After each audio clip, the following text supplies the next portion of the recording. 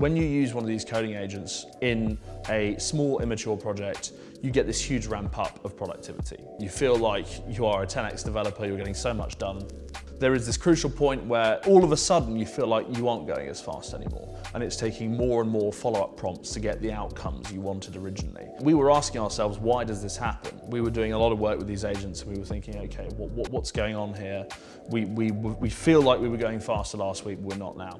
So we actually did a fully mechanical study of all the diffs that had been written over time and figured out, okay, this is what slop looks like on an actual code writing level. And broadly speaking, it's the agent not respecting the architectural principles of the code base that already exist.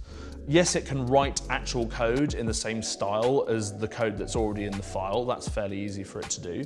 But in many other areas, more high level and abstractly, the agent doesn't really respect a lot of the conventions that are already in place.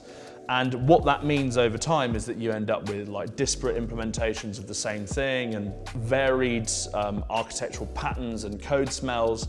And all of these things then result in the agent being unsure or confused about how it should do something, how it should implement something, using the wrong helper function from the wrong place to do a different thing. We noticed that slowdown when working on our own stuff, and that is one of the biggest reasons that drove us to go down this rabbit hole of, okay, how do we fix that in even the smartest models on the market right now, and realign them to make sure that they are not as sloppy. You need to make sure you know what it's doing under the hood. You need to make sure that what it's producing is readable and maintainable and extensible on the other side. And that's what we're doing here. We're making sure that code quality is a first-class citizen, not a secondary priority.